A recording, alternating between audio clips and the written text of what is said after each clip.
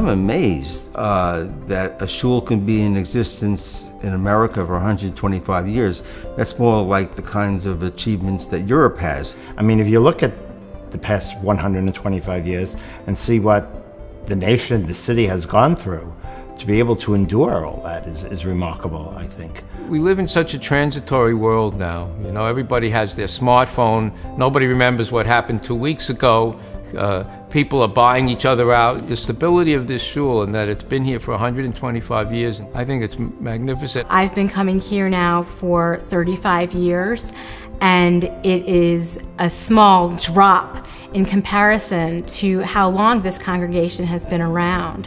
One can only imagine how many generations have been here and has continued that tradition of the West Side Jewish Center.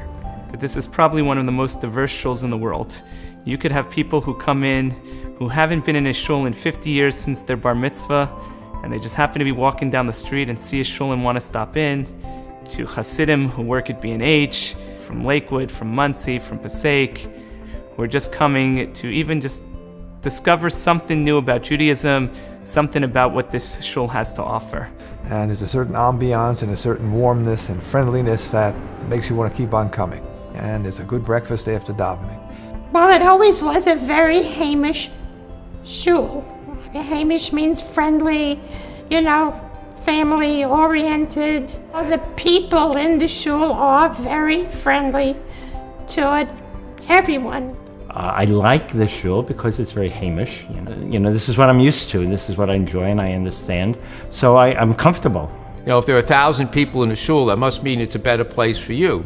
But actually, the fact that there's a small Shabbos minyan here gives you a tremendous, tremendous opportunity for growth.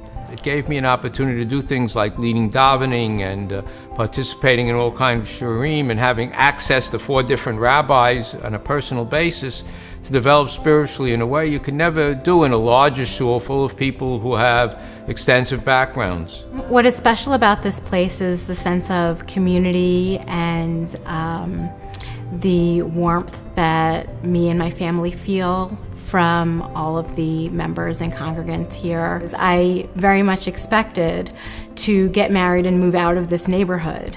When I got married, my husband was warmly welcomed into the synagogue, and now he's the president of the synagogue.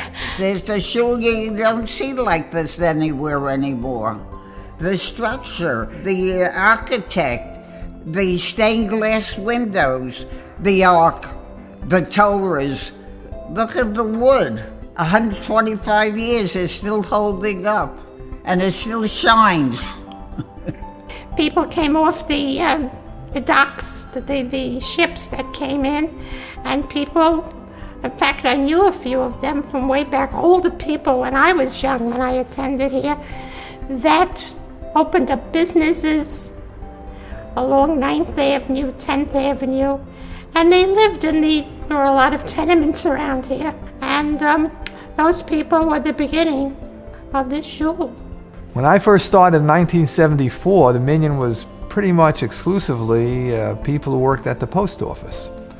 And there were some other individuals, especially the second minyan at that time had some prominent individuals in the workforce in the neighborhood.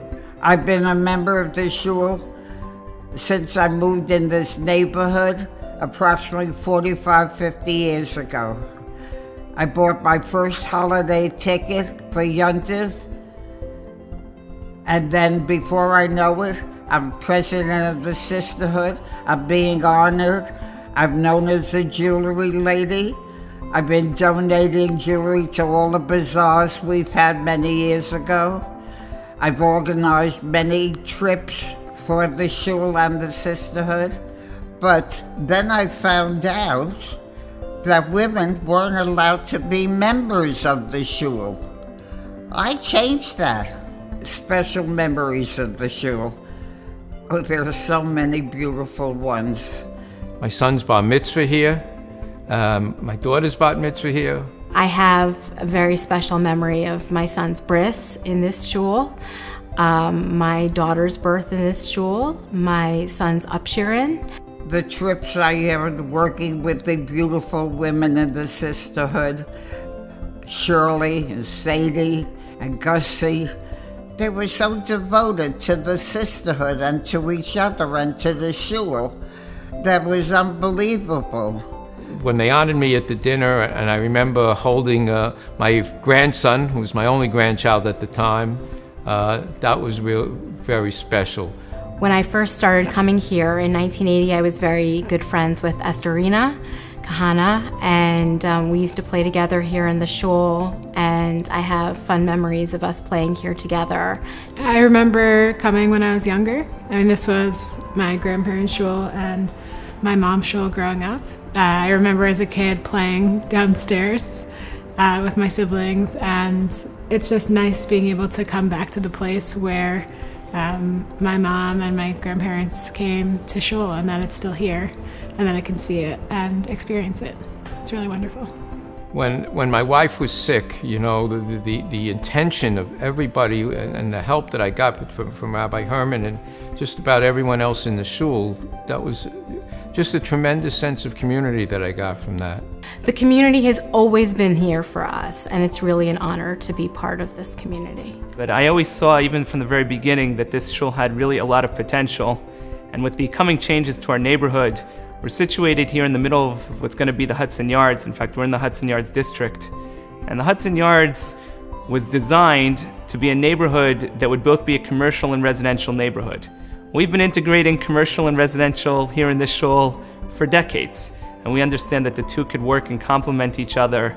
Outside, we're close to Madison Square Garden and 34th Street, and there's always a lot of hectic tourists and busyness out there, and it doesn't always feel like it's Shabbos out there. But when you come in here, it feels like it's Shabbos, and that's one of the things that is the most special things to me and my family. Well, with some of the new buildings going up, hopefully there will be some Jewish people that are interested to come to shul and raise their children as good Jews. Well, I understand lots is going on, lots of things are happening in the neighborhood, and I'm sure the shul will be part of it, and I hope the synagogue can maintain its shul-like presence and not just become a synagogue where people stop on the way to going someplace, but becomes an actual destination for tefillah, Torah, and Gemilas Chasadim. 50 years ago, this area, the people were so different. Everything is changing. People are changing. Neighborhoods are changing. I don't know what the future will bring here. We'll just hope it's always for the best. We're lucky that we're still here. We're in a beautiful neighborhood that is being rebuilt again, and I'm sure the shul will go on. And it better, because it's the most beautiful shul in the city. I just hope that it will develop into a center for Torah dissemination in this area of Manhattan. It's the only place I know of for quite a distance where anybody can come here every day, all day, and learn. And that to be able to supplement that, if we have the resources with classes and lunches and outreach to some of the non-affiliated Jews, would be a wonderful thing. So I'm hoping that if this plan comes to fruition, that it will have the resources to really be a Torah center in this area of the city. I look forward to the shul continuing to be an integral part of this neighborhood, of welcoming members into our community. Just to get back to my kids, I look forward to celebrating their weddings with members of this community. I think it's phenomenal. Hopefully it continues for another 125 years as well. It's really a schus to daven in this shul. It's very, very nice to come here, and we hope it continues for many, many, many more years. Unless the Mashiach comes, I hope it's here for another 125 years. I look forward to sharing simchas within the West Side Jewish Center. This is my daughter, Sarah Mindel, or Mindy. She is 9.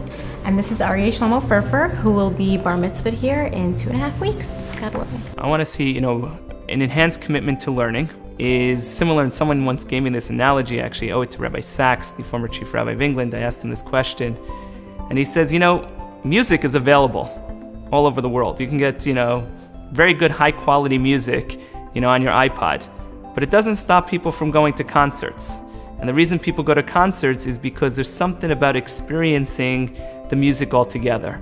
So while there's tremendous opportunities around the world now for Jewish learning, I think there's something, if we could become a community that celebrates and learns together, that would be something I'd like to see us work to in the next 5 years. The rabbi is celebrating his 10th anniversary this year, and I certainly hope that he is able to celebrate his 20th or 25th anniversary with us, and perhaps even more. It's been a pleasure knowing him.